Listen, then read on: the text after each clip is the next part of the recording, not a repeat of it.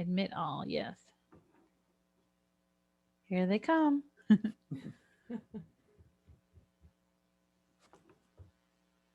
Welcome, everyone. Hello. And they're slowly trickling in. There's another one.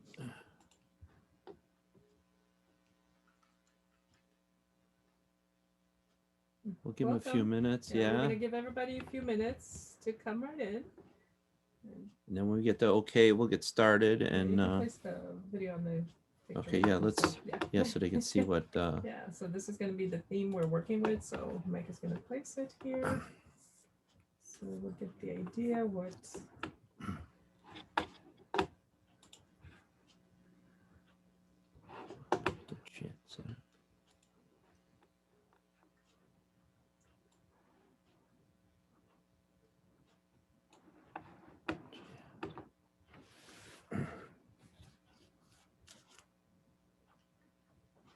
Welcome, everyone.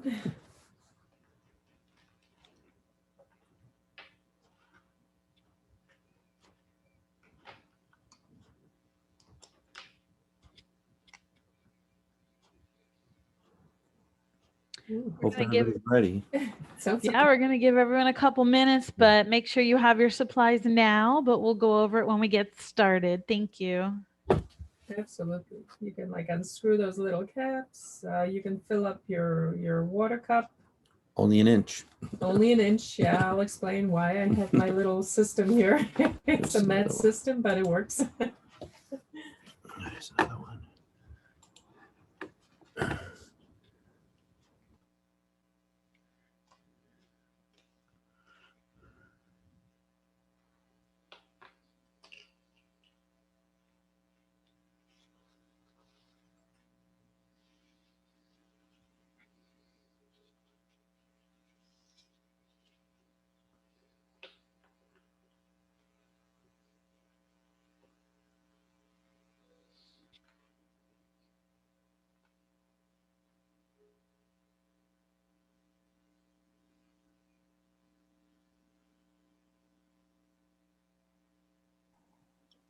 Hello, I have a question. Sure.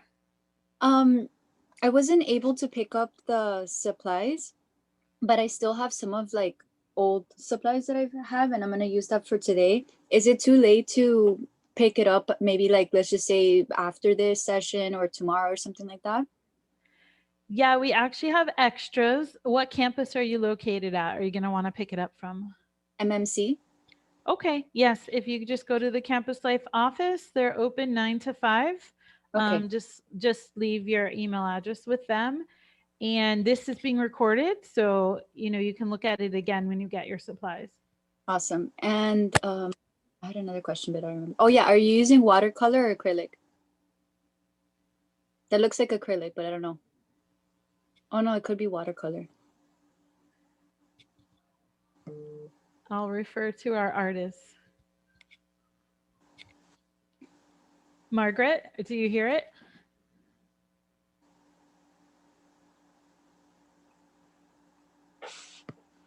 Hold on a minute. We may have lost her audio. Is it possible to still pick up supplies from the BBC campus? No. Oh, sorry. Is someone else asking? Yes, we do have extras as well as BBC. Do you know what day you can come? I'm not sure. Can you tell us when should we and where should we pick it up? We're open 9 to 5. Tomorrow I will be on site. Fridays the office is closed. So Monday through Thursday. And where do we pick it up? Which office? Campus Life, WC 141. And if you're just using your own supplies, basically what I have here is just plain basic colors. So if you have any kind of acrylics that are basic colors, or even if you have other colors, that is fine. The main color you always want to have is white and black, obviously. And then if you have any other colors, that is as well, that's fine.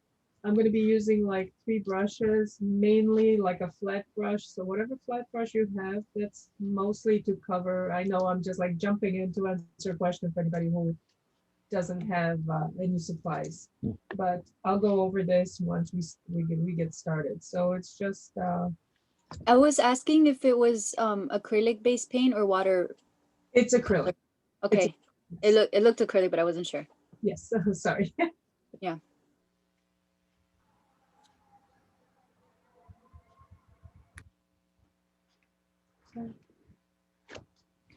Give them a few more seconds. Yeah. A few more seconds before we get started, and we'll do the little intro. Mike will do.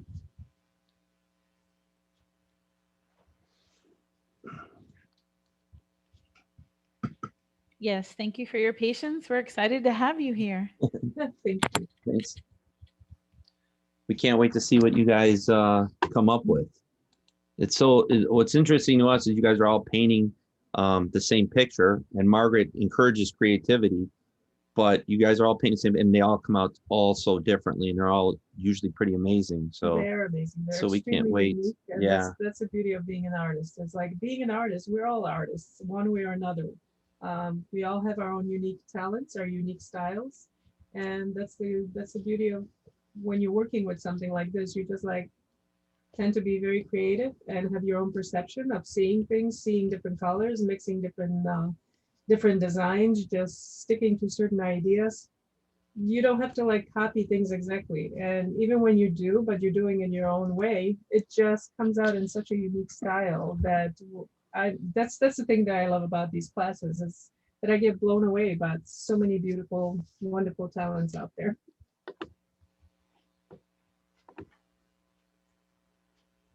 Slow down a little bit.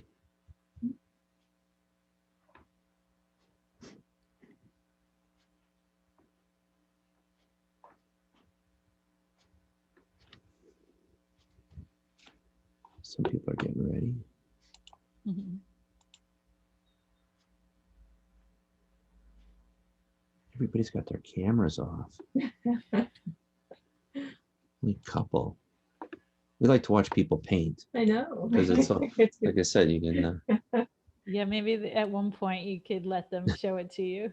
Oh, Yeah. absolutely. Oh yeah, at the end, anybody who has a camera, we encourage them to absolutely. show it to us, and but.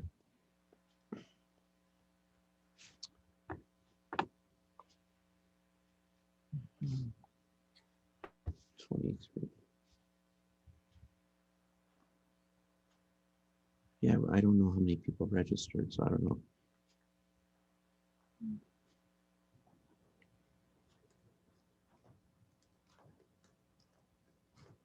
Give 'em another minute or so, and then. The only thing I'm going to say, take the plastic off the canvas. Yes. In the Otherwise you'll be kits, painting it twice. take the can't plastic off. We forgot to say that one time, and somebody started painting on top of the plastic. It's like painting glass, I guess.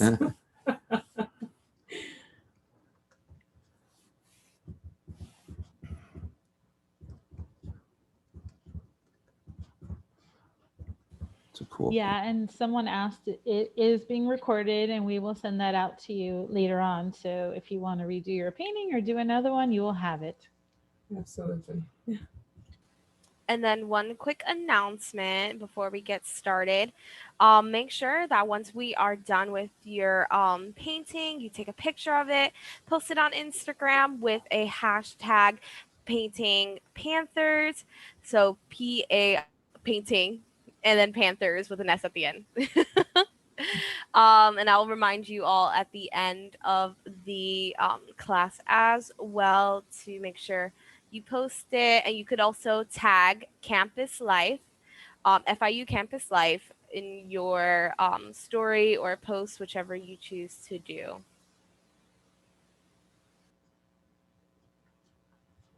Are we about So- set? I think nobody's come in recently. Would you like us to kick it off? Sure, I think everyone's Okay. ready. Good afternoon, everybody. My name's Mike. I'm one half of Team M&M. Margaret's the other half. She's let me put her up on screen because she's going to be talking to you shortly.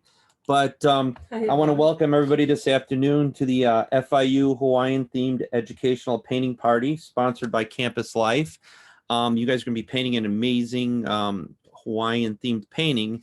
And throughout the paint party, I'm going to be throwing out some Hawaiian trivia, facts, funny facts, educational, cultural. If there's anything, if you throughout the party, if there's a question you have about anything Hawaiian, let me know and I will try to get the answer to that. But we're going to go over food, animals, everything. But before we do that, I'd like to introduce Margaret. She's the star of the show and the painter, and she's going to go over all the stuff you have in your kit, and then we're going to get started. So if you guys are ready, if you have your cameras on, we always like to see you guys. We're going to keep everybody muted right now, but if you have a question, just type it in the chat, or you can just unmute, ask your question. You don't have to raise your hand or something as long as nobody's talking. Just ask the question and we'll try to get back to you as quickly as we can. Or I keep an eye on the chat, so that too. But if you have cameras, leave them on. We'd love to see you. And with that, I'm going to turn it over to Margaret. Hi, everyone. And I'm Margaret, the other half of Team M&M. So welcome. And as you can see, we are going to be doing this Hawaiian theme painting. And you guys all have, well, most of you have received supplies. So the first #1 rule is to remove the plastic off the canvas. You got your aprons on or just protective clothing. It's like, obviously I'm not wearing mine, but this is what I normally am comfortable with. So we're working with basic colors, acrylic basic colors. And I'm gonna first jump right into the paintbrushes. Now the paintbrushes I'm working with are just 3 different sizes. So one is a flat brush. Some of you might have a filbert, so it doesn't matter. Basically that's going to be for the base of your painting, for the design of the painting. So the filbert just has a little bit of a round edge to it. The flat brush is just straight across. So this would be considered your large flat brush. And the second brush that we'll be working with is the smaller flat brush. Now this will be used mostly sometimes for certain details, but also for a lot of shading, if you need to create a little bit of shading in a smaller section of your painting. So same thing, some of you will have a little bit of a rounded edge, some of you will have a little bit of flat edge. Either way works really well. So I'm not worried about, there's no difference for me in this particular style of painting. And the third brush is that famous round brush. So you get a nice fine tip. So when you're like creating certain designs that you really want to feel more comfortable with, this is the brush that will give you that nice fine tip. So you can create nicer lines or whatever you feel creative about. I mean, you could use, sometimes if you feel more comfortable using a flat brush, that works just as well. Sometimes maybe you might want to go for the smaller brush. So those are the only brushes that we are working with. Now I supplied the little cups for the water, and there's a little bit of reason for this madness for me. If you are not using one of these cups, let's say you just like have a regular coffee cup or a plastic cup, a large cup, make sure you only fill it up to about an inch deep. The reason for that is quite simple. When you're rinsing off your brushes, all you're going to be basically doing, I'm going to place it right here, is just hitting the bottom of your cup to remove the excess of your paint. So at this point, the water is not reaching the wooden part of your brush or the ferrule part of, it doesn't really go that far. So when you remove some of the excess of the water once you rinse it off, you don't have to worry about some of that water trickling down on your painting while you're working with it. So there's a reason to this madness. And the beauty about working with these type of acrylics, the thing that I love about this is that they dry very fast. Unfortunately, the bad thing about working with the acrylics is that they dry very fast. So when we're working with them, we're just working with smaller section when it comes to blending in some of the colors. So, but the great part about it is also that they're very dense. So the density, you're not going to need to rinse off your brush as much unless at some point you feel like some of your colors are getting a little bit muddy. But as I'm going to be moving along, you will understand what I mean. So I'm just going to pull this canvas away. Okay. My fresh one? While she's doing that, I'm going to start with a couple And key you're gonna, like, things. switch the This camera? is, yeah, let me, yeah, I do need to put that down. It's pretty funny. When I was researching this for your Hawaiian theme paint party, I came up with a lot of incredible facts about Hawaii and culture and things that I didn't know. Now, most people know that there's 8 main islands to Hawaii. There's 8 main islands, Hawaii being the largest. But I got a question for you guys, and this is once in a while I'm going to throw out a question, see if you guys don't answer. There is a bunch of uninhabited islands that make up the Hawaiian Islands. How many uninhabited islands do you think there are? Somebody throw out a number. You're going to be shocked at this, I bet. Answers popping up: 10, 2, 20, 3. Awesome. There are actually 8 main islands of the Hawaiian Islands. There are 124 uninhabited islands that make up the Hawaiian Islands. Wow. Did not know that. So that's one thing. Like, But there's 8 I see a lot of wows. 8 major islands. There's 124 uninhabited islands. So and Hawaii is the biggest one. The actual Hawaiian island is the biggest of the 8 islands. And the size of Hawaii, if you took all the other islands and put them together, Hawaii is twice the size of all the other islands combined. So it's pretty big. So I'm going to put it back to Margaret, and you're going to start your painting. So basically, I'm going to like try to fill up the entire canvas with colors. So I'm going to have my sky colors, and I'm going to have my watercolor, as well as my little bit of sand color. So there's going to be a horizon line right in the middle of it. But as I've explained before, the density of the colors, this is where you start having fun. So I'm just picking up a little bit of the blue. And how do you feel your sky to be? Do you want to go straight across? Do you want to go sideways? Do you want to create any kind of a movement? It's up to you. But because we are working with acrylics, we have a little bit of a short time before they start drying. So it's like at this point, even though I have my blue on my brush, I'm not even like rinsing it off. I just dipped my brush in the white, and I'm just combining the 2 colors. And this is where the blending process comes in. So at any point, I can like pick up a little bit more white, a little bit more blue. Again, I just stuck that brush right in the blue, just because I want to pull a little bit of that color in here. And even though I have all these colors kind of combined on my brush, I'm even going to dip it a little bit of red, just because I want a little bit movement in that sky. So this is where you get creative. So I don't even like need to speak. You know, you just pick up a horizon line and just like play with the colors. The blending process is going to be that smaller section. So I'm just gonna pick up some more white. And always remember, when you're working with your larger brush, you have the control of that brush. So because I already have so many colors on it, and just by pressing a little bit harder, I can like remove some of the colors.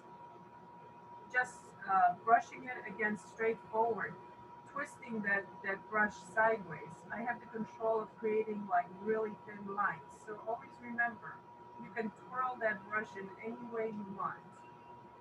You want to, I'm gonna like give more information to Mike to like talk about more trivia. Yeah, keep following what Margaret's doing. Basically, play along with your colors, whatever colors you pick up. If you feel comfortable picking up a little green into the sky. Skies are crazy. Yeah, we're gonna go over some cultural stuff. We're gonna go over stuff. I categorize some of the stuff into like food, animals. So if there's a particular subject you'd like to hear about, just pop up, let me know, put it in the chat. Some of the amazing things that I found out, it's just basic stuff that everybody knows. Every state in the United States has certain things. They have a state flower, they have a state mammal, they have a state dance, they have state everything. Does anybody know what the Hawaiian state flower is? Any guesses? Any like I said, if you're painting, you can unmute. You don't have to type in if you don't want to. But does anybody have an idea of what the Hawaiian state flower is? Scientific name, Plumeria alba. I don't know what the scientific name is, but what they're saying it is the yellow hibiscus. The yellow hibiscus is the Hawaiian state flower. The Hawaiian state bird, you know, in the United States, like Illinois, and it's the eagle and everything. It's the bald eagle.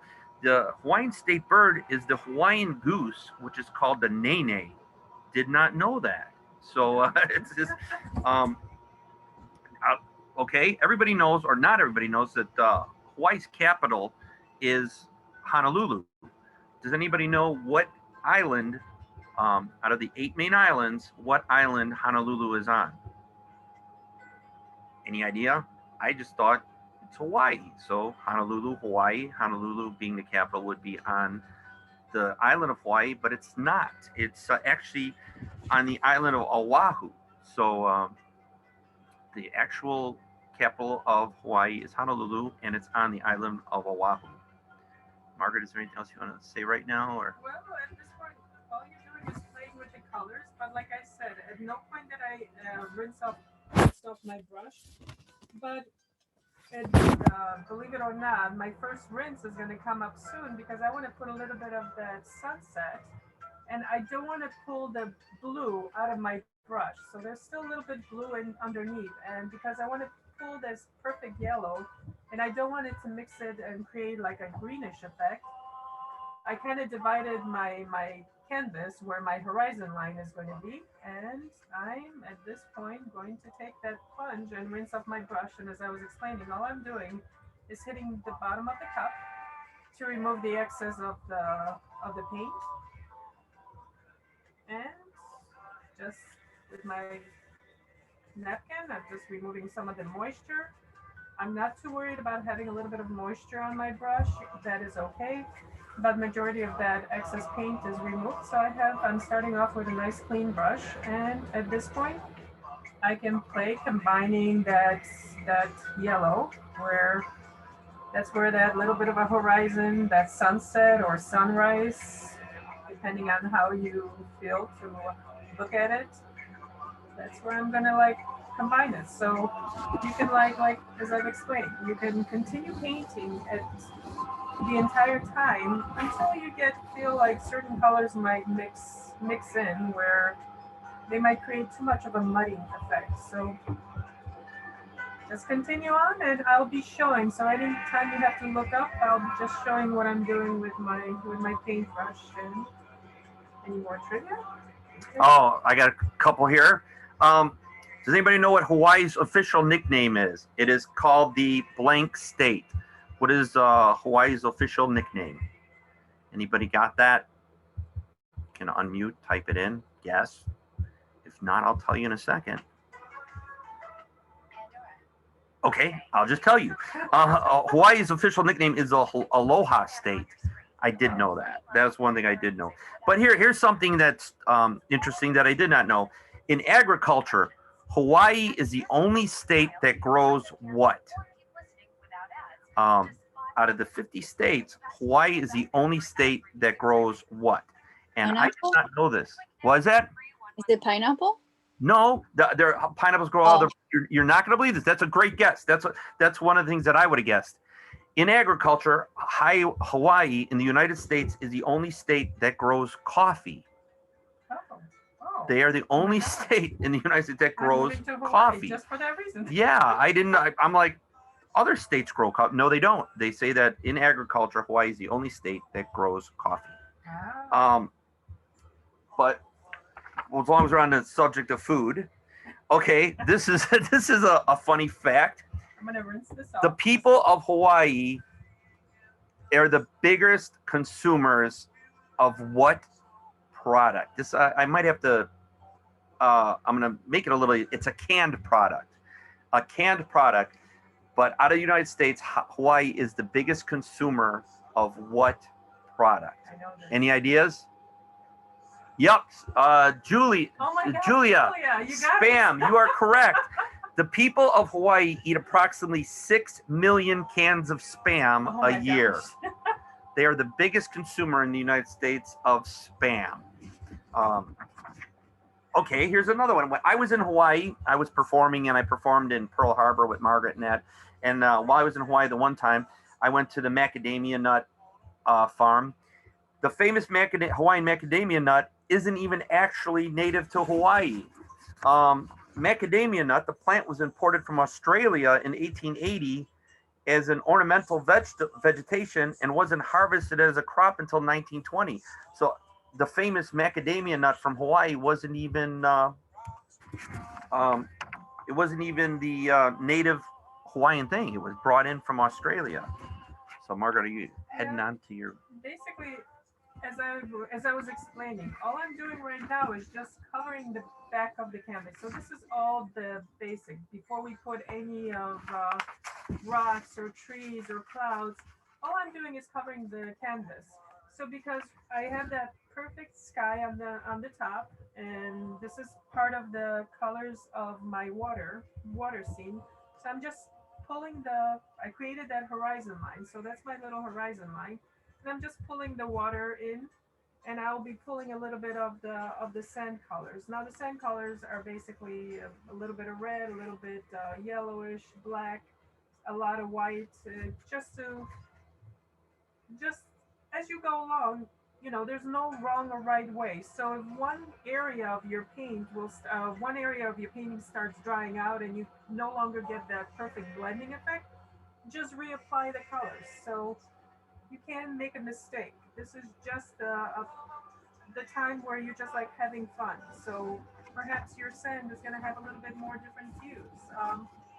Whatever colors you grab. Like I mentioned, my blue right here is a little bit dry, so I'm just reapplying it, just creating a little bit of movement in that horizon line. I'm going to create some islands there as well, but that's not until a little bit later.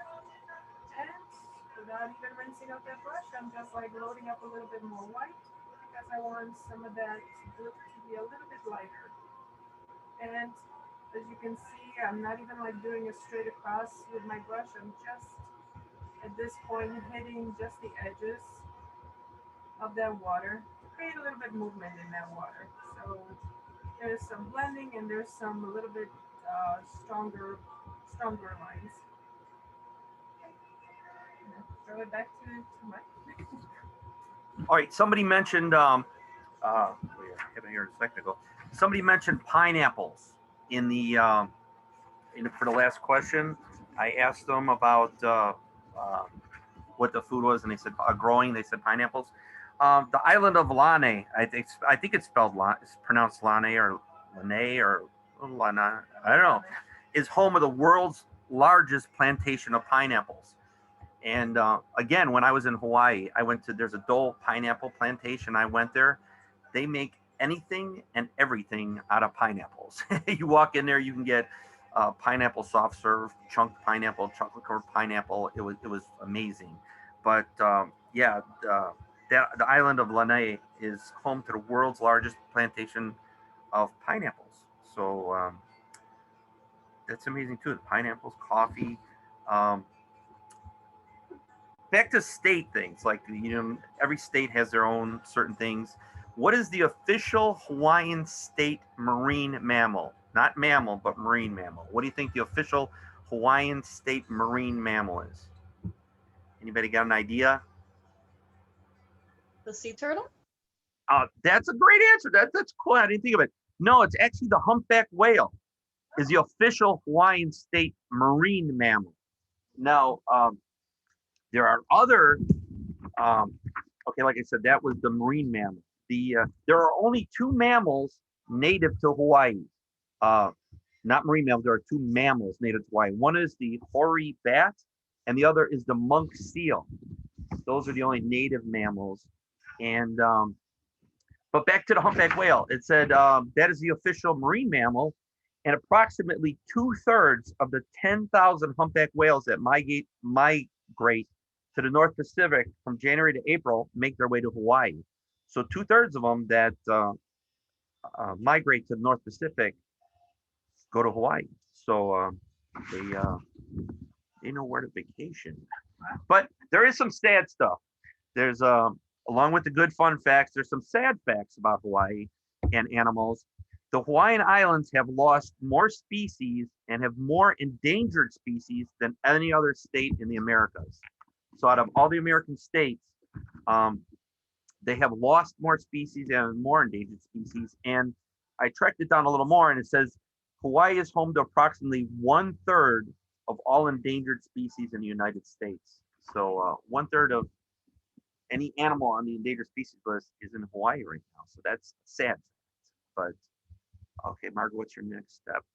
Basically, I mean, once you can see, this is basically what I've just done is created a little bit of a horizon line.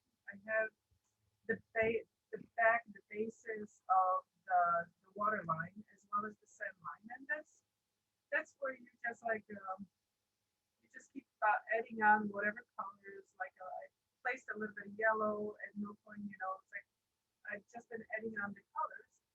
But once you're at this level, I'm gonna rinse up this brush. And once you're at this level, you might want to add some clouds. So, like explain it, I'm going to pull this painting. So I have some clouds in the sky, and I'm going to explain how to do that.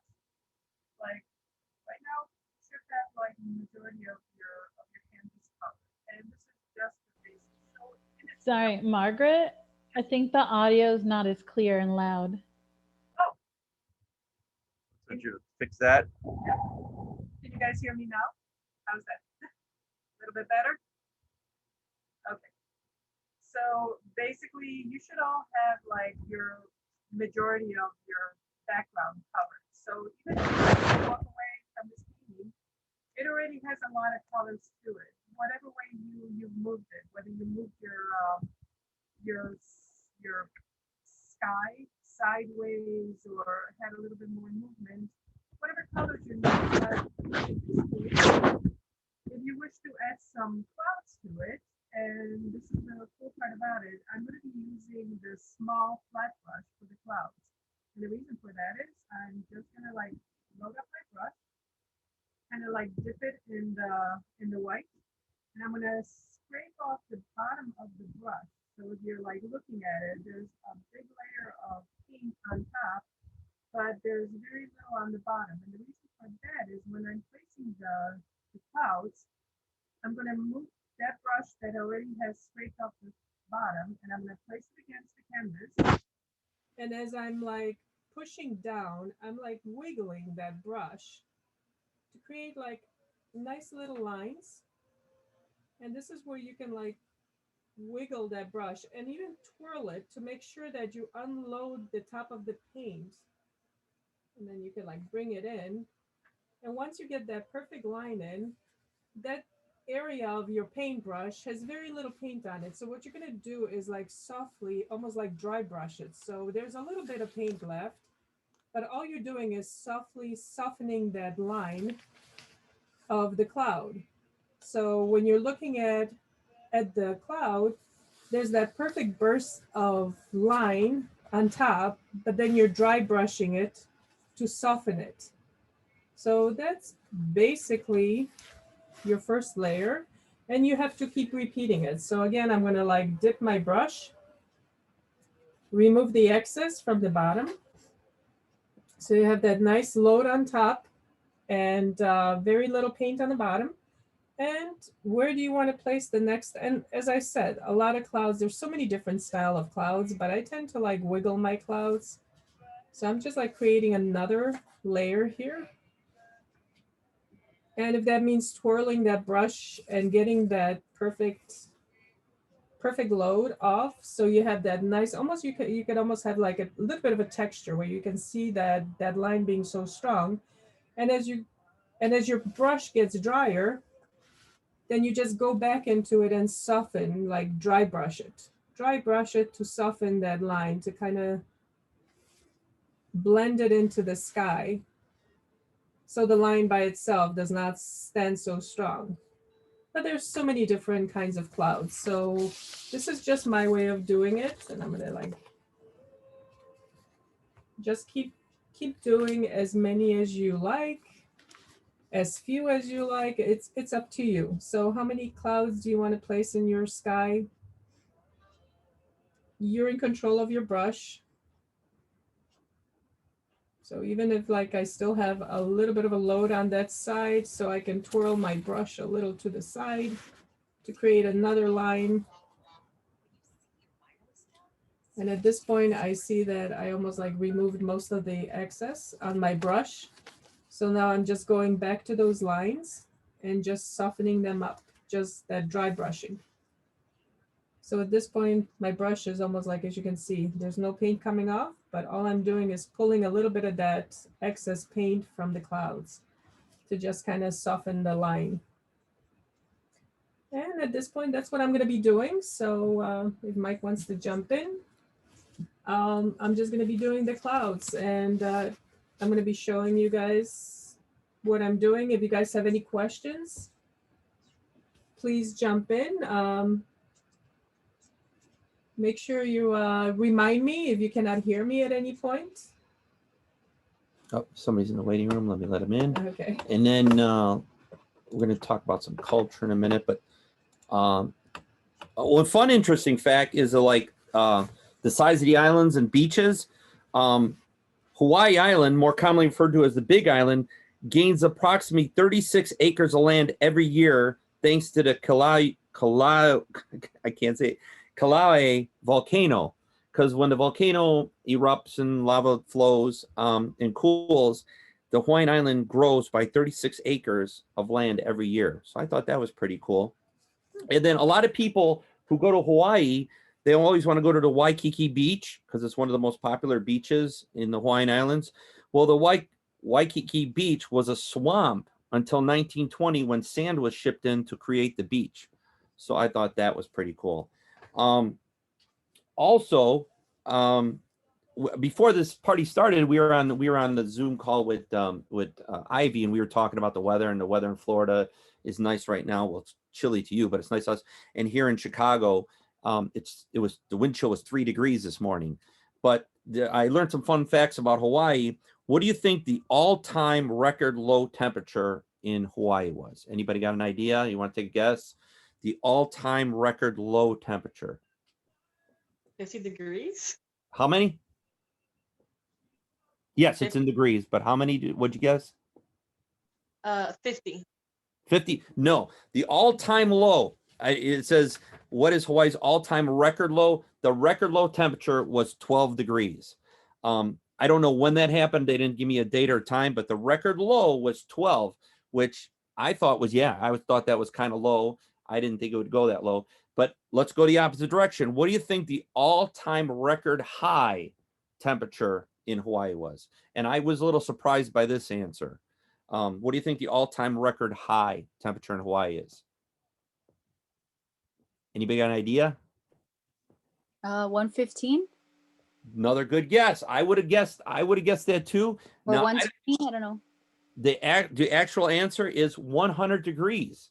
Oh, that's it. I thought it would be higher. I thought they would have had something higher than 100, but they're saying that the all-time record high temperature in Hawaii is 100 degrees. And I thought that was interesting because, we've been in Vegas and that when it was 120 and it was so we thought Hawaii would have a higher temperature, but their all-time high was 100 degrees. So, okay, a couple quick sports questions.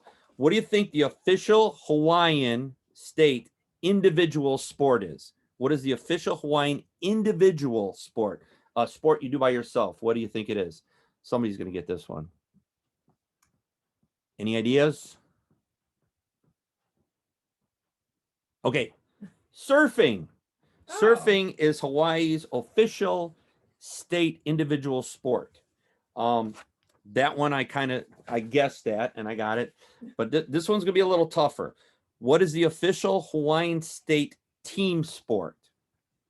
I would have never got this one, but what is the official Hawaiian state team sport? Any ideas? Tennis. That's a good. Or well, no, I think that was the answer for this. But any ideas on what the team sport would be? I'll be shocked if somebody gets this one, because I would have never thought of it. Soccer? Nope. The official Hawaiian state team sport is outrigger canoe paddling. That's their team. That's the official Hawaiian state team sport, outrigger canoe paddling. I would have never guessed that, but I can see how that is a sport that they do. So, do you want to do next step, Margaret? And Basically, I mean, at this point, I'm not even going to be like so much worried about where I'm going to place my sun. That little bit of a sunrise or sunset, depending on how you're looking at it. As you can see, I'm just going to do that little bit of a reminder. So I've created these little bubbly clouds around. You could even like using your brush, like a little bit on the side, just creating the little bit of a line work. You can have a little bit of movement of light. It's almost like creating a little bit of wind inside the clouds. So just having those couple of the lines in your backdrop, that's basically creating a little bit of that line. But right now I'm just going to rinse off my brush.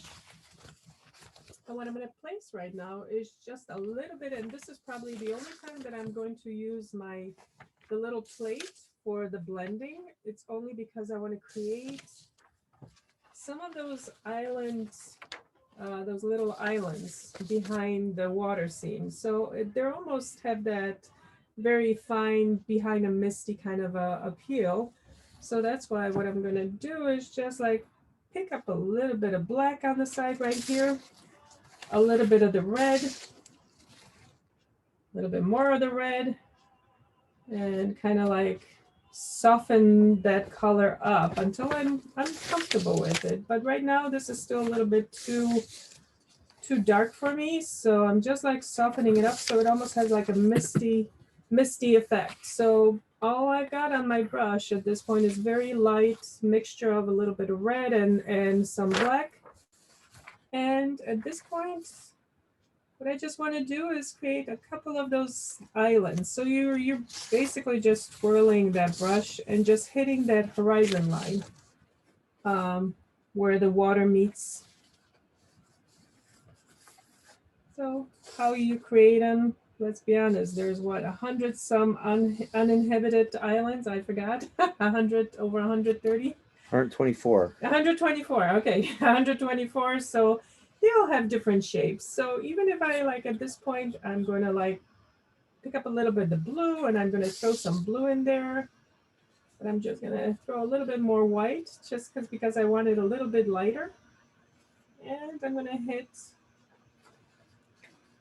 So this is where you can like create a little bit of that island movement behind.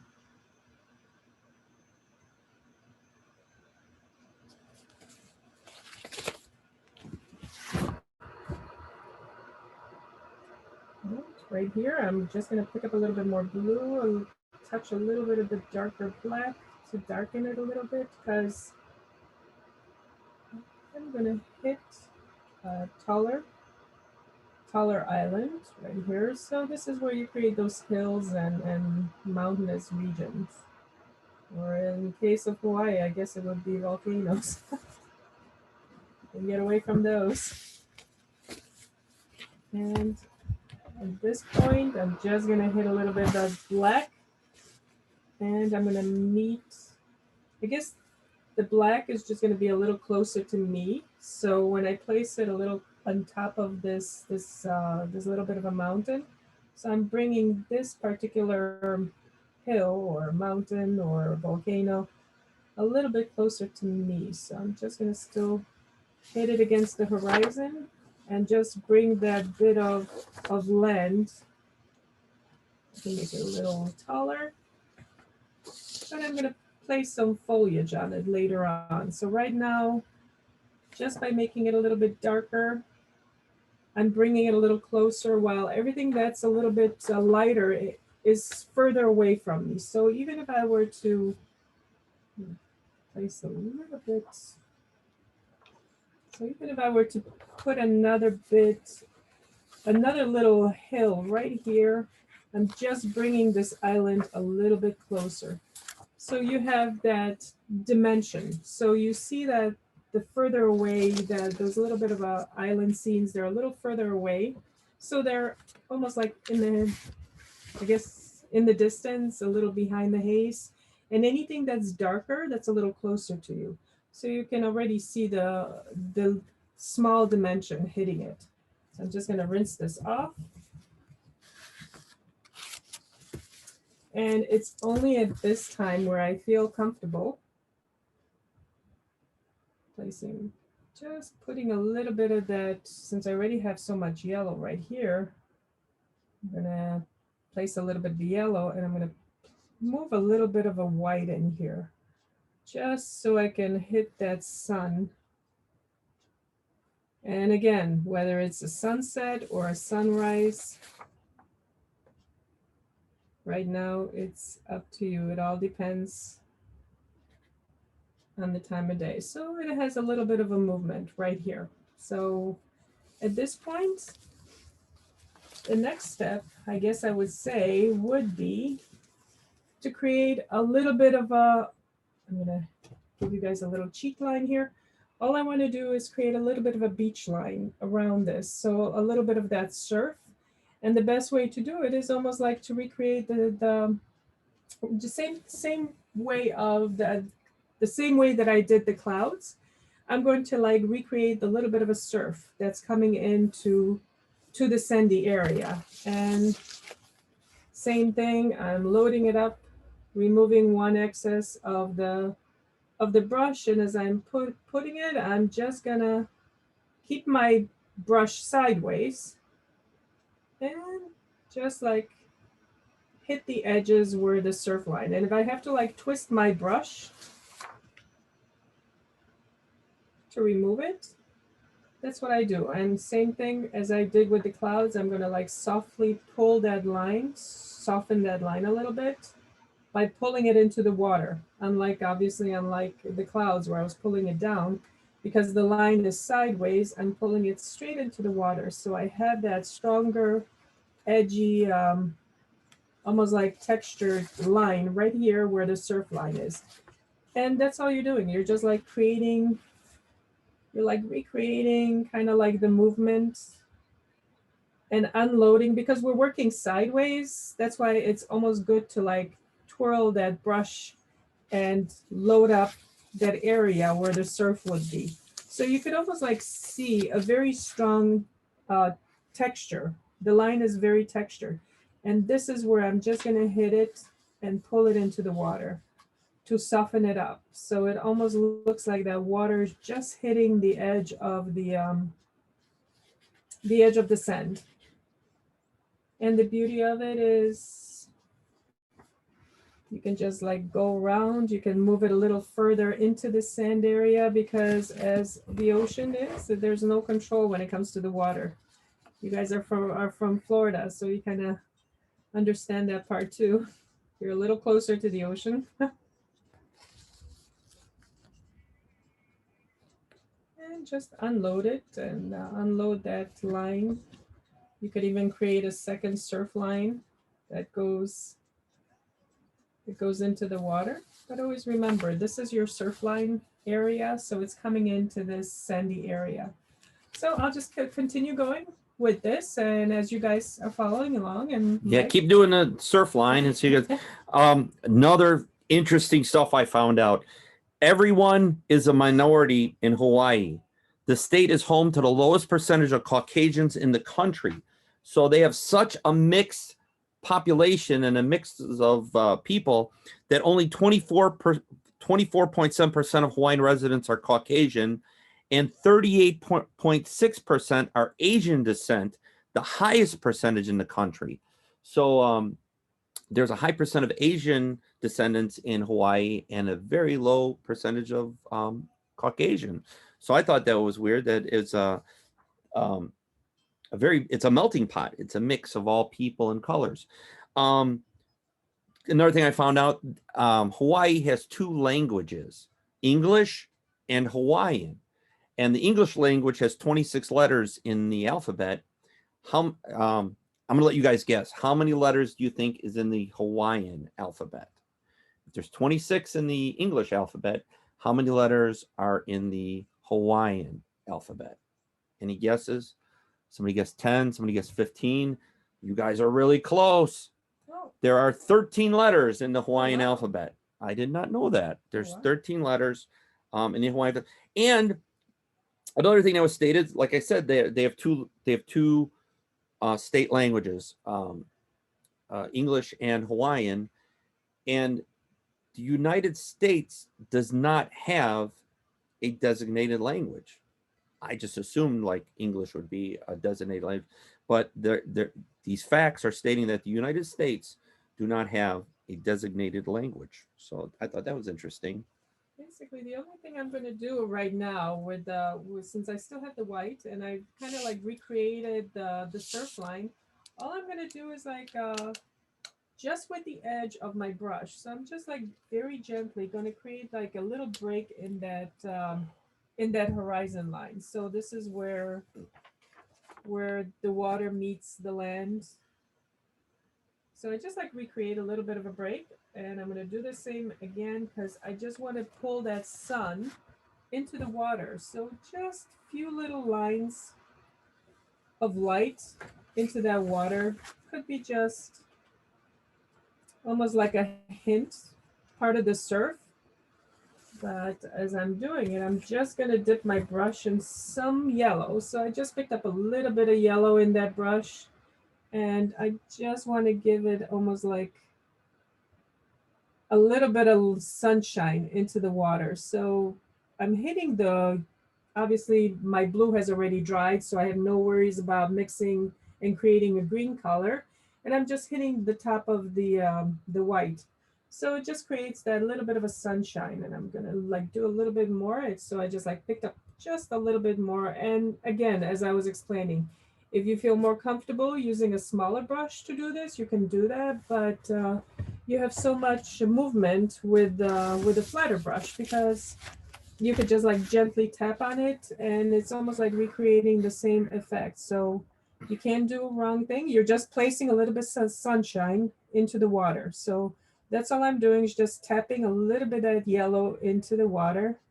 And even if that means tapping a little bit into the sun to kind of bring it in, and it almost has like a subtle effect. So sometimes you might want to create a subtle effect without the line work of the sun. So if you want to tap a little bit more yellow into it, that's fine. So the sun has a very subtle look into it, and it's just drawn a little bit into your water. So at this point, we have our sky, very, very strong sky where it's a lot of movement in there, and you have some of that wavy, almost like more movement into the water scene. So I'm just going to rinse it off. Now, the only thing where I'm making a little bit changes right now is normally like you have a lot of beautiful clear beaches in Hawaii or anywhere else in Florida. But because we have created some of that rock movement, so there's a lot of movement into the sand. So what I'm going to do is create a little bit of rock areas. And to do that, I'm just going to like pick up a little bit of black. I'm going to dip it in some red. So there's black underneath that red. And I'm going to control this brush where I'm just going to create some, just like almost like creating the, I guess the clouds. You're just like creating a little bit of movement in the sand. So these are my little rocks. I'm going to put a little bit more red because this is a little bit too dark for me, but there's still black in there. And wherever you want to hit the area in the sand where you want to like create some of that rock movement. So this is not your typical beach where you would be like, I guess, pulling out a blanket and trying to like walk barefoot. Well, yeah, you could, I guess. But you'd be stepping on some pebbles here. Okay, really quick while you're doing that, you brought up a fun fact. This is a fun fact. You guys are painting mountains, painting volcanoes, painting rocks in the sand. Fun fact, one of the world's largest volcanoes, Mauna Loa, was once used as a training ground for astronauts heading to the moon. They actually trained on the side of the volcano because NASA thought that that would be the closest terrain to represent the moon. So they trained on the side of volcanoes because they thought it'd have the same rock formation as the moon. So I thought that was kind of cool. what I just did, and while Mike was talking, I just like while my brush was still with the red and the black, I just dipped it in some yellow and I hit just on the right side, just where the sun would hit the rocks. I would just like dipped it. I didn't like put a distinct brush. I just like kind of dipped few areas with the yellow just to create that light source that came from the sun. Now I'm just gonna rinse off this brush again because what I want to do is pull a little bit of water or a little bit of movement around the rocks. So again, I'm doing the same thing what I did with the waves and the clouds. I dipped it in white, remove the excess on that one side, and all I'm going to do is almost like using the side of the brush. I'm just gently like circling these rocks. So I might have to do a little bit more, like there we go. Remove the excess, keep that nice load on top. And all I'm doing is like almost like gently using that side brush just to create a little bit of movement, whether it's water, whether it's just the sand that just collected around the rocks, but this just creates that nice three-dimensional look to it. And so again, you might have to like couple times because even though you might have a lot of paint on the top of your brush, of your bristles, it's unable to get them off. So I'm just like dipping it to get a lot of paint on the bottom of my bristles. And I'm just removing that little excess. So again, kind of like circle those rocks a little bit, put a little bit of a movement right here. Even where the areas where it has no rocks. But now you're creating a little bit of a movement in the beach area. So you have some of that movement right there. I'm gonna rinse off my brush. And this is gonna be the only time where I want to create a little bit of foliage in the back, like all the way by on top of that, I guess mountainous island area before I actually place the palm trees. So what I'm going to do is, as I was explaining with the lovely round brush, I'm just going to dip it in some black. I want to make sure that I have a nice tip because at this point, I'm just like creating a little bit of trunks, like tree trunks. So the great thing about Hawaii, it has beautiful palm trees, but it also has a lot of different foliage, different trees. So I'm just placing it on top of that silhouette of the dark one. So you could still see it through just like a little movement of the trunks of the trees before I actually place a little bit more foliage on it. So I'm just creating that silhouette of the trunks, the tree trunks. I'm gonna even do it right here, all the way into the,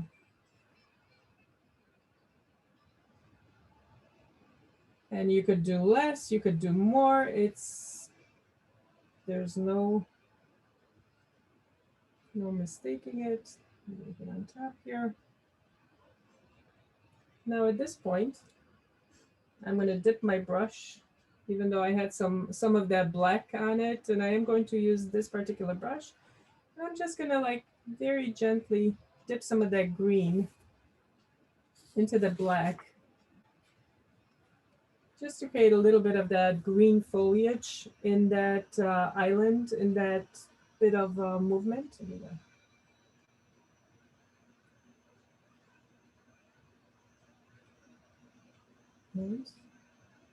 There's still a little bit of that black underneath here, and when I press the brush against the canvas, some of that comes out.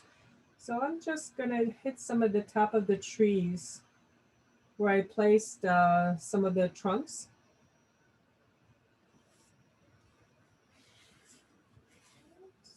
And basically at this point, you guys can place as much and follow me along, but Mike can get it. All right, I'm going to give you a couple more fun facts while you guys are making your trees and your foliage.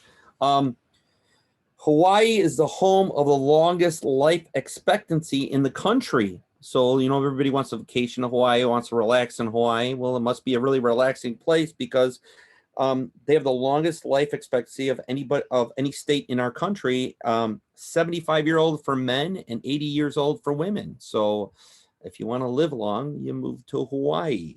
So that's kind of cool. Back to state stuff. This is an interesting fact. The state gem, you know, most states have a state gem, ruby, emerald, and it's a mineral. The state gem for Hawaii is black coral.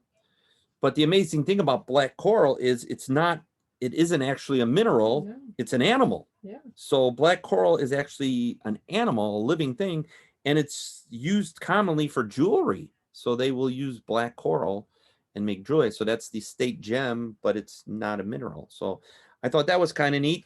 And one other fun fact, this is actually the oldest Catholic church in the U.S., in the continuous U.S. that's in continuous use. The oldest Catholic church in continuous use in the United States can be found in Honolulu. It's the Cathedral of Our Lady of Peace, and it was built in 1843. So a church that was built in 1843 has been in continuous use in Honolulu, Hawaii. So that's kind of cool. All right. But- Wow. Gosh, I feel like I'm getting to It's know like Hawaii. history Now I really class, want yeah. to like. We got to get back to Hawaii. I just want to go there so I can buy some coffee. Well, at this point, guys, like when you're like done with that foliage, the painting itself can almost like stand by itself. You could like kind of go, wow, do I want to put anything else? But we are going to, and this is what we bring a little closer. So by putting these palm trees, they're almost closer to you. So everything that you have right now is in the distance. So you're like looking at it in the distance. So I don't mind, basically at this point, I'm just gonna place the palm trees. I'm gonna use the black. And how you wanna like, I'm gonna pull it from this corner. So I'm again, if I use my round brush, it's gonna take me a little bit longer. But this could be your, like, if you feel more comfortable using the round brush just to get that edge where you want the top of your palm tree. But obviously, probably the top of it is going to be in this area.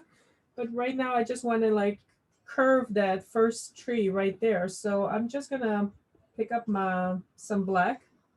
So even though I'm gonna add more color to it, I am going to use my canvas as the mixing ground. So right now, all I need to do is I'm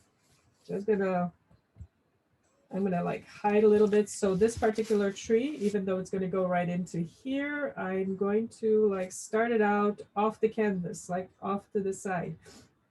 Where do you want to place the bottom of your trunk? It's up to you. But again, this is the creative process where, and I'm gonna have to like, so I'm just pulling up. I'm using the side of the brush, so even though I'm dipping it, I'm just giving myself a little bit of that leeway where I'm like, okay, this is probably going to be my top. So I'm very gently touching it. It's almost like giving myself a little bit of a cheat line. So it's not that perfect line, but I've reached a level that this is where I'm going to be okay with it. So now I can fill it in a little bit more, but because palm trees are so typically the palm trees that I always see are they have such thin trunks, then I'm going to stick with that. And as I'm like filling it slowly in, and you can't really make a mistake. You just have that comfort level. And if you guys have any questions, or if you need me to repeat any parts or slow down at any point, let me know. And as I was explaining, even though I grabbed the black for the tree, while my brush is still full of color, I'm just pulling in a little bit of red because I want that trunk to have some colors showing right through. So I'm not even like worried about blending it. I'm just gonna hit certain areas of the trunk with, right now, the color I pulled up was red. So before I add any highlights to it, I'm just pulling a little red into it. Oh, not so much green, but hey, I feel like I want put a little green in there. So I just like picked up a little bit green. I'm not blending it in. I'm just hitting certain areas of it. That's a little bit too much, but you can't make a mistake because you guys, you know, when it comes to like being creative, there's no way of making a mistake. Especially with acrylics, you could always pick up a little bit more black or a little bit more whatever color and just go over it. So you're just doing the part that makes you happy. So right now I got that one trunk in. I haven't even touched the top of it. Now I'm just gonna bring another trunk in. So I like that little bit of a curve where you're creating the design. How, you know, you could place your trees next to each other straight up. So just play around, whatever you feel comfortable with. So like this one.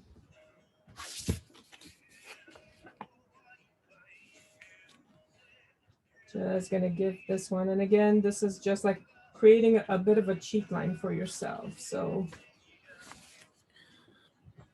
whoops, there's sorry. Mike hitting my table, but Okay, I got a couple quick questions. Being today was the inauguration and everything, should be an easy one.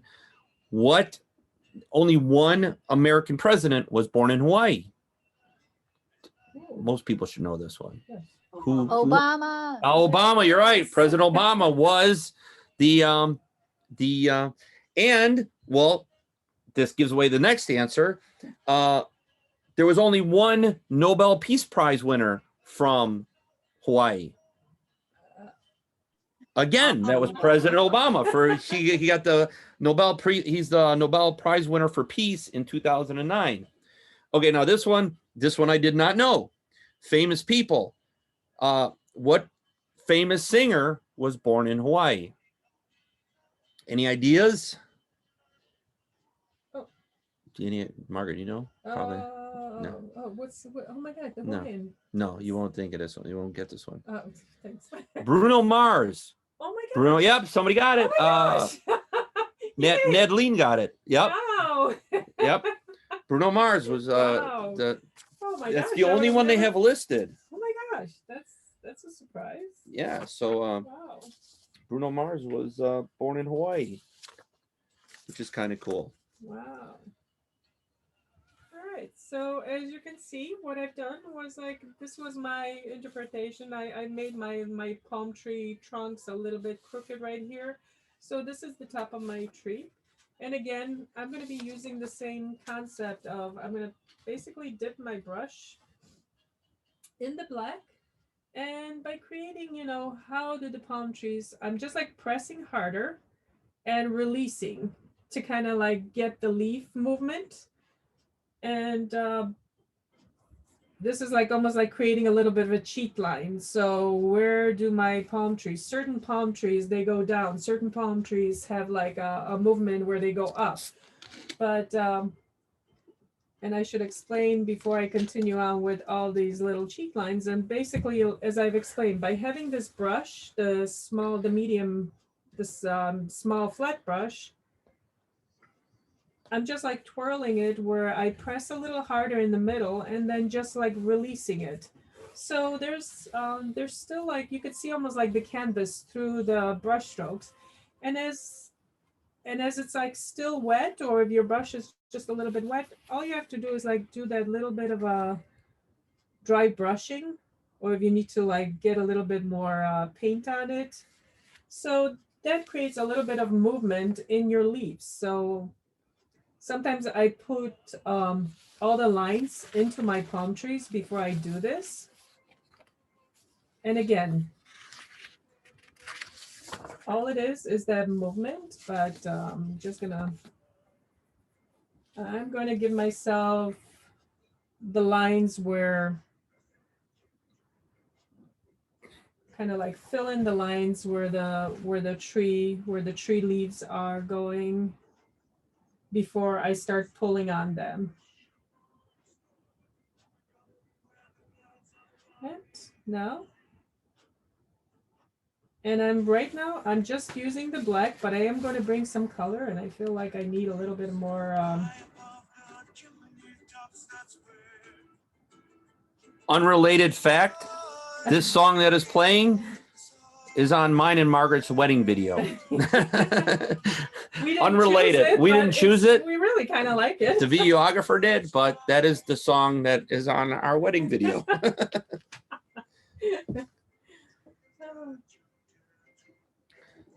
I guess it must be Hawaiian. Yeah. Okay, while you guys are doing that, I came up with 2 facts about Hawaii. They have things in common with other states. I came up with 2 different facts. Okay, Hawaii and Arizona are the only 2 states that don't do this. Does anybody have any idea? Might be a difficult. Hawaii and Arizona have this in common. They're the only 2 states that don't what? Don't shovel snow. No.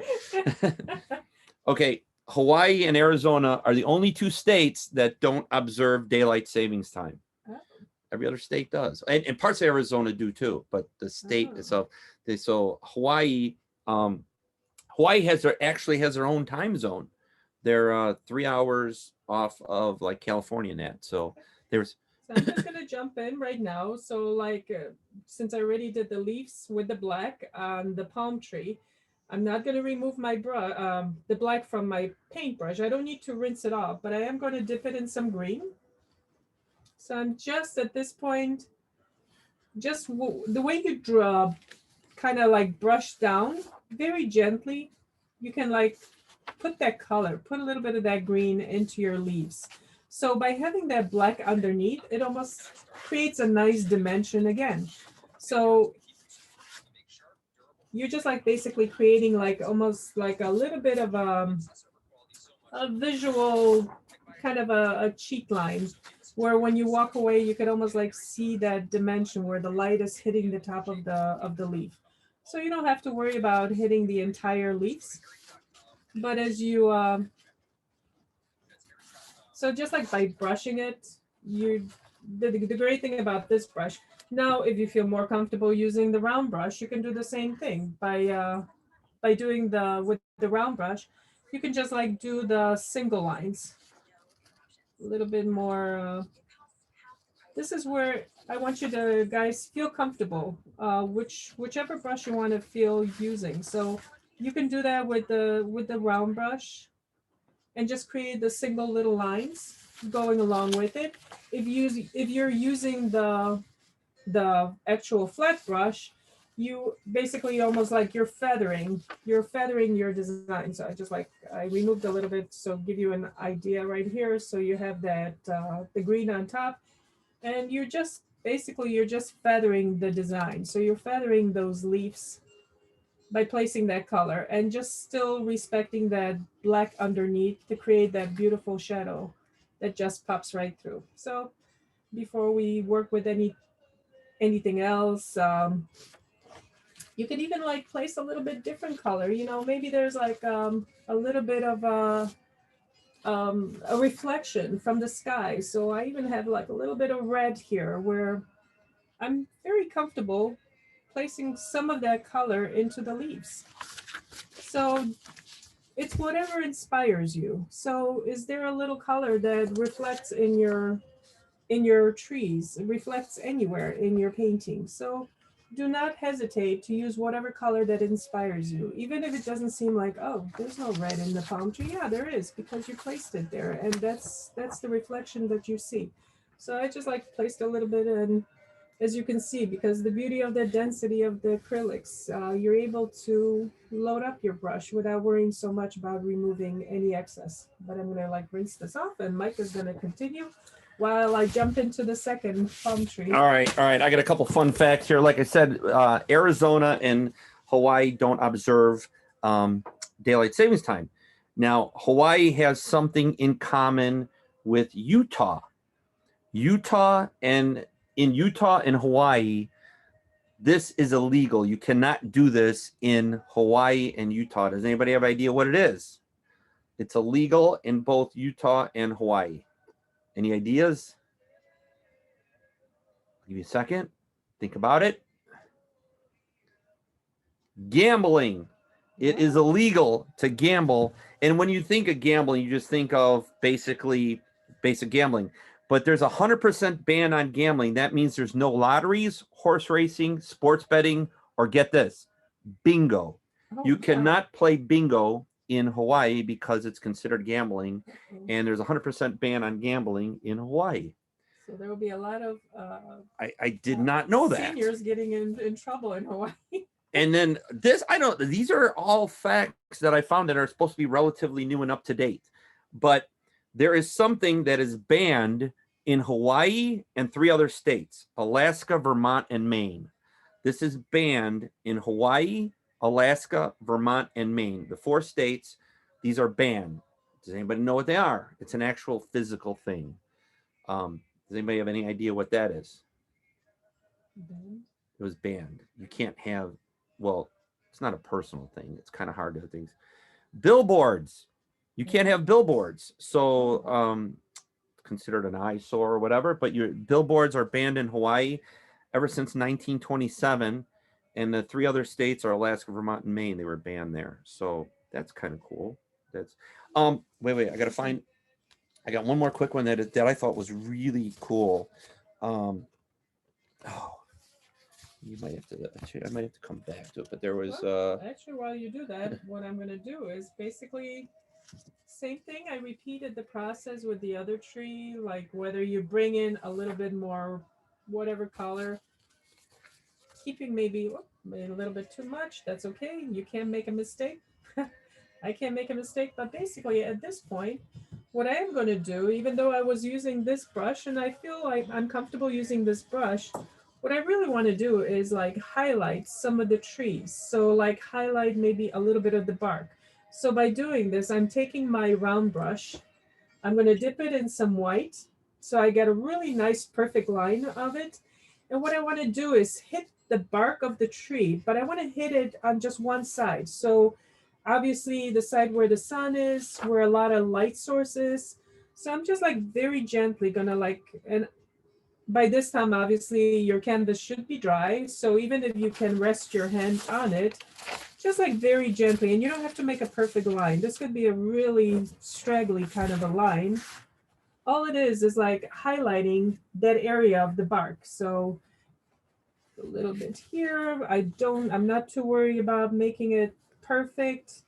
It doesn't even have to be a straight line. I'm just creating like a straggly white kind of light. And even if that means like hitting certain areas a little bit more so. Nedleen has to go. So have a great day, Nedleen. Good luck at school this semester. Absolutely. And hopefully next time maybe next time we'll be, Margaret will be painting on campus. We'd love to you to stop by and say hi, but stay safe and have a great semester. And hopefully we'll see you again. Yes. Okay, back to Margaret. All right. So same thing on the other bark. So obviously this tree is a little closer to me. So it's the one first up. So same thing. I'm just going to hit it with that bit of a line. And this is where you have that break where you can see that this tree is a little bit closer because you just placed that reflection on top of it. So it just broke that dimension right there. So create a little bit of a dimension. So I'm not too worried about, like I said, it's not a perfect line. It's a little bit straggly at some point because it is a palm tree. Some of them have that different kind of a movement rather than regular trees. They have a different bark. So the palm trees have a little bit of a roundness to them, a softness, depending on the kind they are. So as you can see, just by placing that light source, now you have that 3D in the bark of those trees. So they're popping out a little bit more. Okay, now that you guys are doing palm trees, I got a cool palm tree fact. This is actually, I'm going to read it exactly the way it's written. It's weird, but in the interest of natural beauty on the island of Kauai, one cannot build a structure taller than a palm tree. That's pretty cool. You think about it. Think about in your neighborhood or in your community how tall buildings are just towering over you.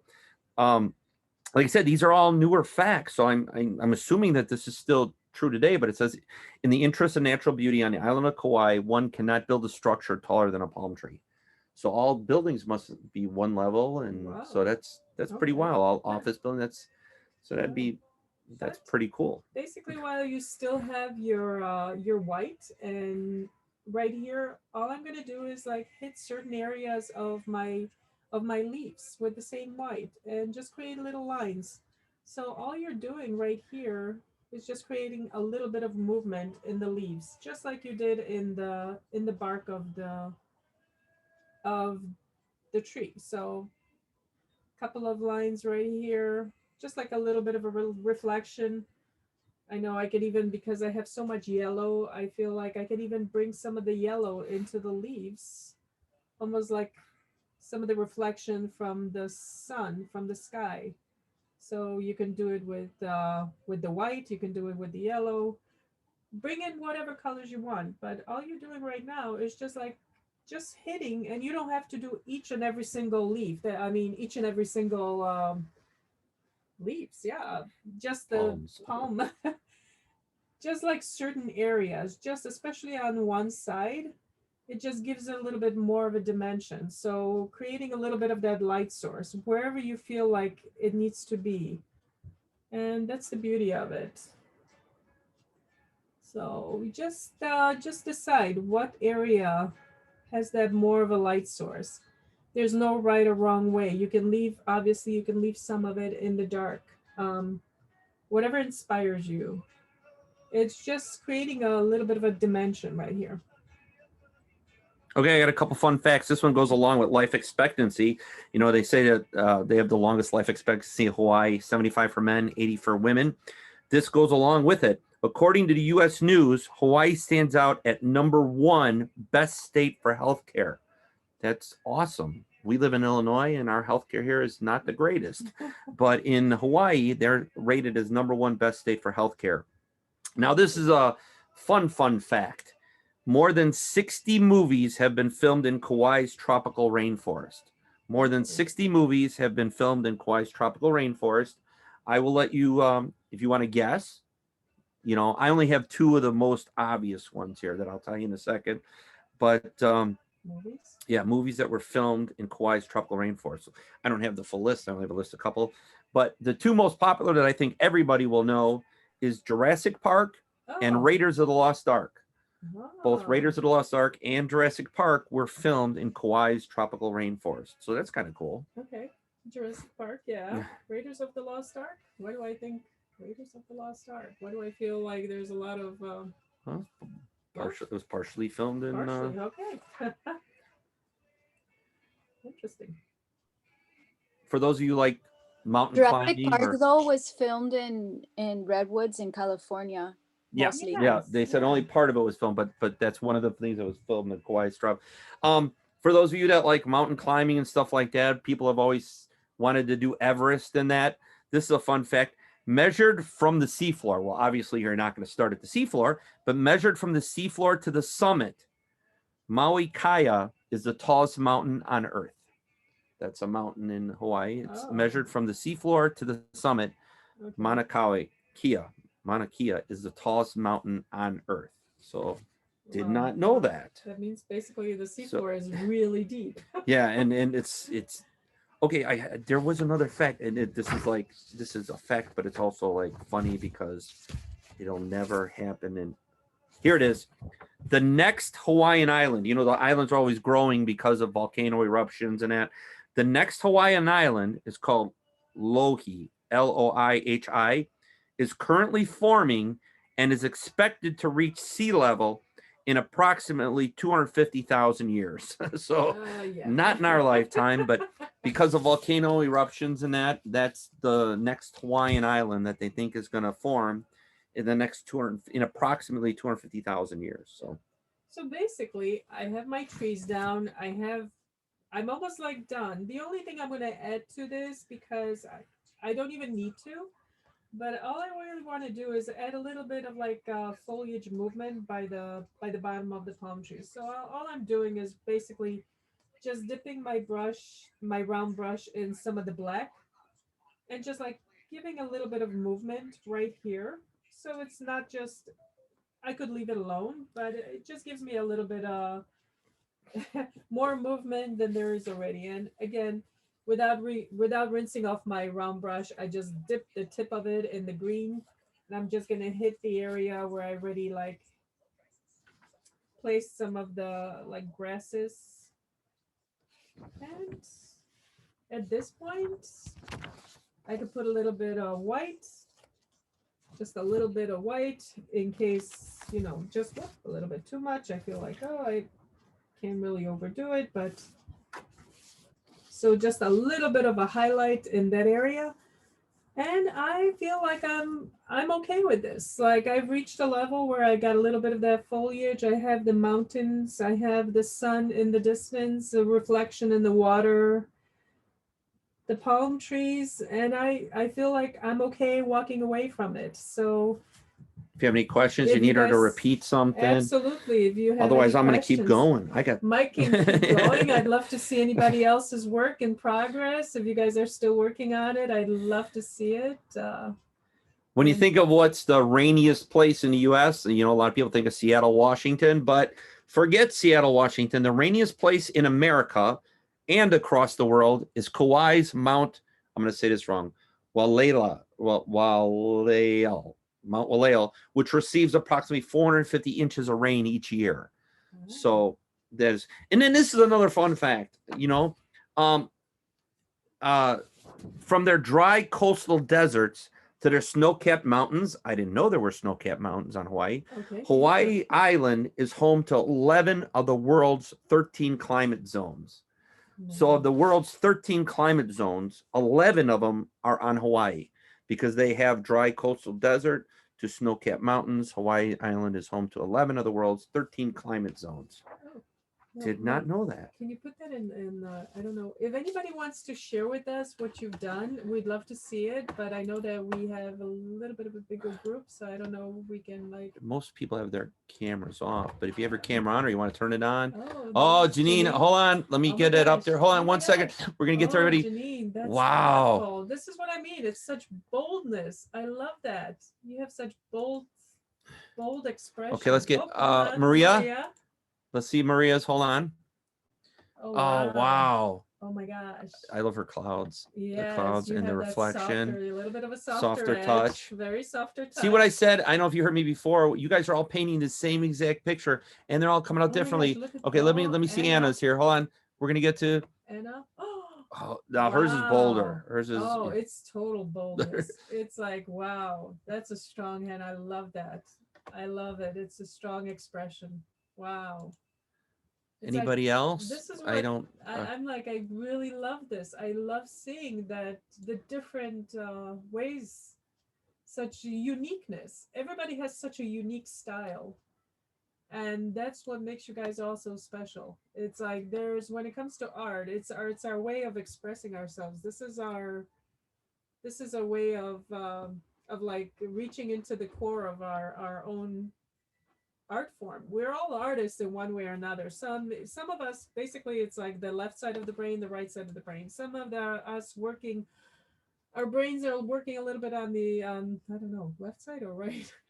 I'm a little confused right now, but basically when it comes down to artistic expression, it's always inside of us, and we have our unique style of expressing it. So that was beautiful, guys. That really is. And it like Mike is always blown away by it because he sees the difference. He sees people's different styles. And yeah, we hope Anna had a lot of fun. We hope you had a lot of fun. And don't forget, this was sponsored by Campus Life. You want to, you know, if you're not, what's the word I'm looking for, aware of what your Campus Life is doing, check in on them. Oh my gosh, they do they're wonderful, amazing stuff all semester. If there's stuff artists brought on campus or events, they're the ones who bring it in. So if you enjoyed it, tell them. If there's something you'd like to see on campus, tell them.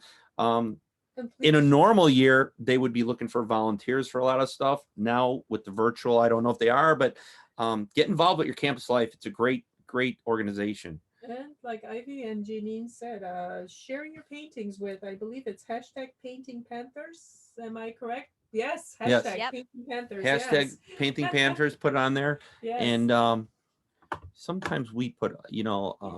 Margaret usually likes to see them, so I'm gonna type in. I love to like see some of your work. So Mike is gonna put our website on. So if you want to send a photo of your work, I'd love to see it. That's email. At yahoo.com and team. not .com. Oh yeah. Yahoo.com. team.m&m at yahoo.com. Yeah, Margaret always loves to look at the paintings and. Oh, absolutely. I just like to love. It's such a different style. Sometimes you guys you almost like encourage me. Sometimes I pick up different, and that's the beauty of it. Even though I'm giving you a technical aspect and my way of my style, I encourage that creativity. And sometimes I'm actually inspired by you guys as well. Sometimes I love certain bold colors and I try to incorporate it into my world too, because as much as I love it, I realize I'm missing it. And Oh, there it is. The Instagram and that for Painting Panthers and Campus Life FIU. Good. Perfect. Got that on there. I don't know. I've been looking at Ivy's picture and she hasn't blinked in like a half hour. So her eyeballs have to be drying out or something. She hasn't blinked. I mean, I'm like, what is? Oh, there she is. She blinked. I'm like, man, how do you keep your eyes open that long? Just concentrating. Okay. You were fact checking me and looking up all my facts on my. Yeah, you're like, oh, is that correct? That doesn't make sense. I mean, we just got tons and tons of info, and it was like unbelievable. This is funny. Is this coincidence? Hawaii eats 600 cans of Spam a year, and approximately 6 million cans of Spam. Approximately 6 million tourists visit Hawaii every year. So what is each person bring a can of Spam or what? I mean, it's like, and they spend a combined $11 billion. So that's crazy. Wow. But wow. Well, that's I'm hoping we can like visit Hawaii one day. Yeah. We did a military. We did a military tour. We performed on the military base there a while. It was 6-8 years ago. Yeah. It's been a while. We were at Pearl Harbor and that. It was great. We never really got a chance to enjoy Hawaii as a tourist. We will. It's totally different when you're like, I guess, one day. It looks, yeah. Hopefully one day. Right now, Margaret can go over, absolutely, explain if anything else. Any technical question that refers to painting. I mean, like I said, creativity is. Oh, I should actually explain something. There's a little bit of it's actually I've been doing this technique for the longest time, ever since I started painting, and then I just recently realized that this technique was actually perfected or created by Leonardo da Vinci. And what it was, it's like sometimes you're looking at a painting and you just like there's something you just can't get a right perspective. So Leonardo da Vinci, of working on some of his pieces, when instead of like sometimes as an artist you have to walk away. You just walk away because your brain will not wrap itself around something you're looking at. But then he realized instead of walking away, all he had to do is take his piece and look at the mirror image. So he would use a mirror to look at his piece, and it would trick the brain to seeing it a little bit differently than when you're looking at it straight on, because believe it or not, our brains are like the strongest organ in the body, but it also has a lot of trick ways of working with it. So the mirror image is the perfect way. I've used the mirrors when I used to do portraits and other pieces of art where I just didn't have the time to walk away and get that second perspective on it. But hey, in today's society, we all have our phones, and all you have to do is snap a photo. Just snap a photo and look at that photo image of your painting. You can do it just right now and see the difference of looking at the photo and looking at straight on. And you will see that little bit of a trick that Leonardo da Vinci first actually came up with, but I've been doing it as an artist for a long time without even realizing it. But it's something that a lot of, even like some of the, I just learned from, one of the technical artists that works with computers.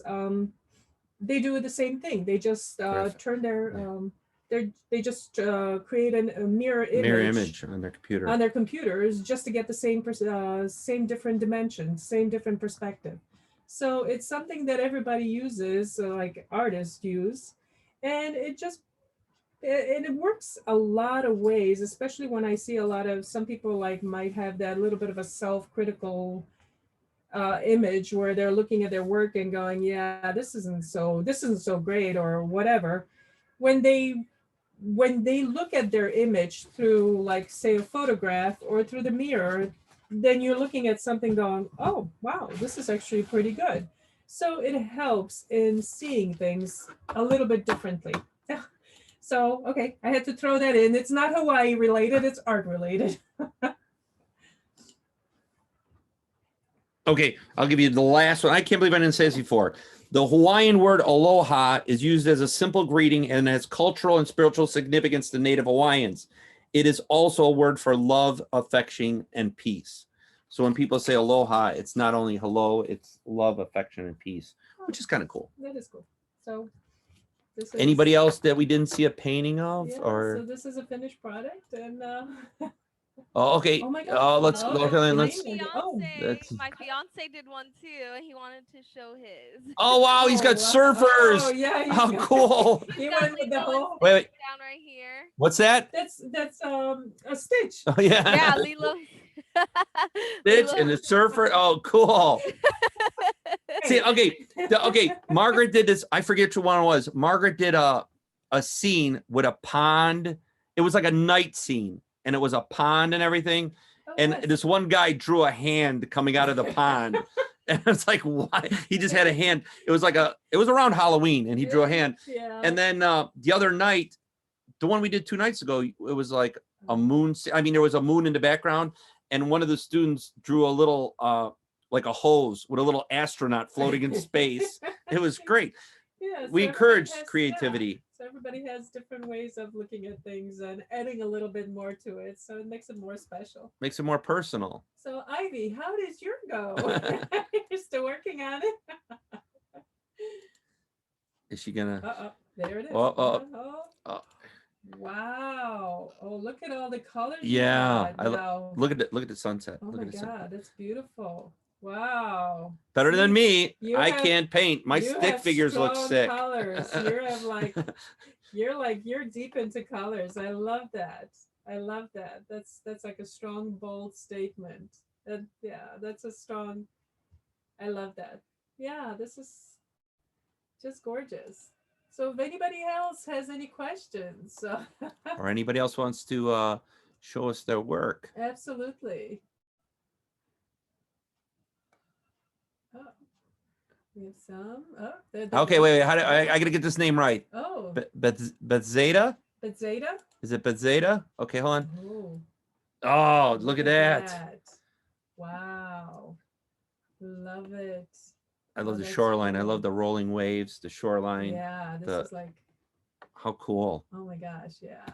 That's cool. Great Yeah, job. Got that, yeah, you're like in that night scene. You're going to that night scene. That's beautiful. That's a total like sunset. Yeah, there's no mistake in there.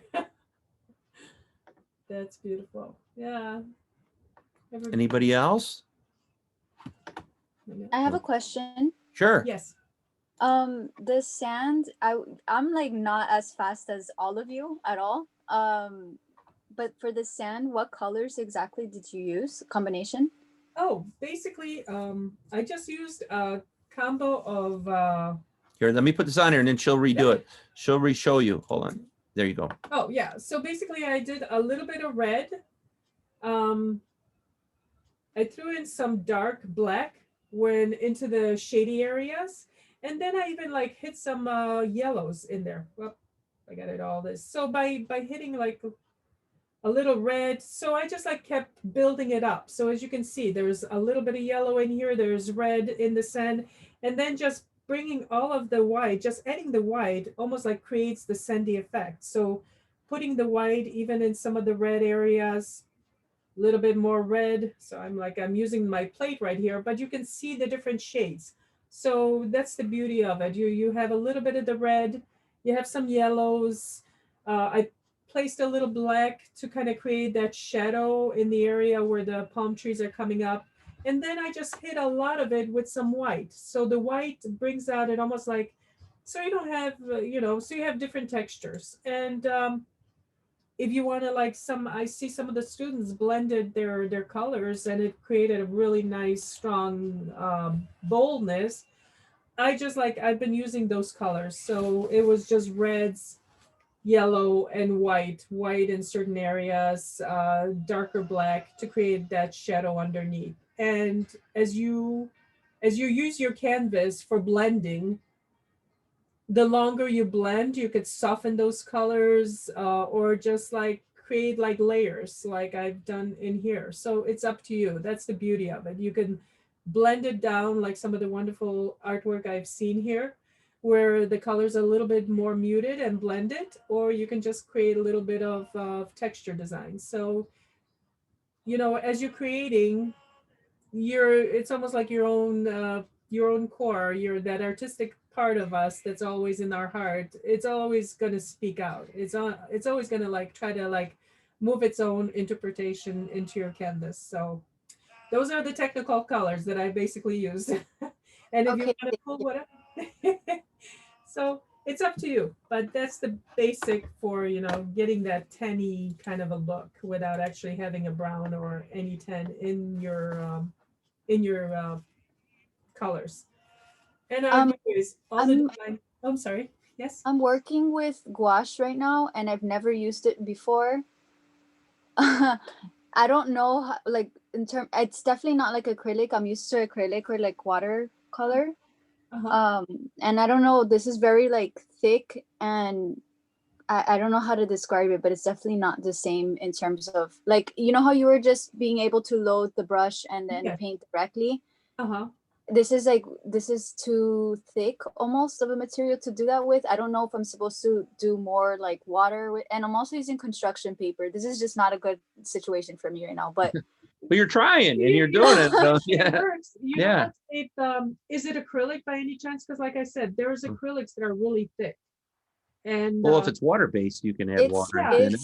it's gouache. I don't know what that is, but Okay, if it's if it's water-based, then you could always add water to it and like soften it. So if it's water-based, even if that means using basically your plate to kind of like blend in some of your colors and soften the colors, you could do that. Or even if, well, I know you're using construction paper, so yeah, you don't want to put too much water into the construction paper because then it'll react a certain way. That's the only beauty of working with acrylic, I mean with the canvas. And there's always, and I love working. That's why whenever I work, even from the very beginning, I like to work even when I do live shows. I like when the canvas is on the actual table because I Mhm. feel like I have more control. I've worked with easels and so forth, but a lot of times the only time I've actually felt comfortable working with an easel was when I was working with oils. And that's because I could walk away for days on and still not worry about my painting drying out. But with acrylics, having that it's a different form that I had to get used to working with because it dries. I prefer having it on the table because then I'm able to like press my brush harder against the canvas without worrying about pushing it off the actual easel. And that's just my own preference, but and I know that I have there's like different types of acrylics. This is basically that little bit of a softer acrylic, which is a little bit more watery.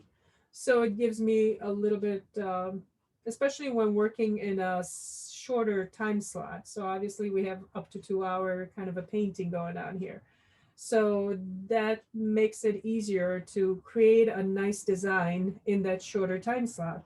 Um, but there are different acrylics. A lot of obviously acrylics are all water based. So when you're working with thicker acrylics, you can either work with more texture or you just like water it down. And at that point, probably you would be using a plate um, to blend in some of your colors if that's what it's easier to do, and or even like softening some of your colors, watering them down on the side of your canvas. So there's like little different tricks and so forth. But as Mike explained it, we are recording this. So if you finally do get a canvas, that's going to be easier for you to work with. I think they were able to. Ivy and Janine, were you guys able to record it too? Okay, you were able to, so then good. Perfect. Oh, Because okay, sometimes, that's wonderful. sometimes sending this file is hard because it's so big. Especially sharing it with Yeah, so if with you the guys have it students. recorded, that's awesome. That is wonderful. But I will get the registration to you as soon as I can, probably tonight or tomorrow. All right. Well, if anybody else has any questions that I can, otherwise, I don't know how many Hawaiian trivia there are. I think they're trivia'd out. Uh-oh. Yeah, thank you everyone for attending. We'll send you the email with the recording and some other information about some upcoming events. And we'll give it another couple minutes in case anyone does have more questions for Oh, absolutely. any of Sure. our lovely artists. Will Thank there you. be another paint sesh thing like this? We do not have any scheduled at the moment, but we're open to ideas. Did you have an area or a theme you were looking for? Oh, I don't know about a theme, but I definitely would love to do this again. I love this. This was so fun and Awesome therapeutic. to hear. Good. We'll definitely look for maybe during release week or so to do something like this. Yeah, and Okay. if you have an idea, Margaret can come up with. And If you have a that's the thing. theme or or That's- some samples, or yeah, that's Margaret. basically what I do. There's some schools that will like send me. They take a vote with other students, and the last couple of schools they send me like five different photos, and they ask me if I can combine those 5 different ideas into one single painting. And the few times I did it, they okayed it, they loved it, and Some schools like their mascots. so it's very some, creative. yeah, So it's a very creative. So I do love coming up with new ideas, new themes. Our last So- one was a Florida winter scene where they had not a snowman but a sandman on the beach. I didn't know how else to interpret So it. we made a sandman on the beach. Yeah. So we have different ideas. And I always ask students and student life or any student Campus government, life campus or- life, anybody, just to always like give me a few different ideas, and I try to come up with a theme that gets voted in and it's okayed, and we proceed from there. So, but today was the Hawaiian theme, and we try to like make it a little bit different than your typical Florida sunset. We had to create those little mountains in the background to give it a little bit more island volcanoes. Okay, volcanoes. Well, islands, volcano underneath the water, building islands. So, anybody has any other questions? I won't know anything about Hawaii. I'll just know about this.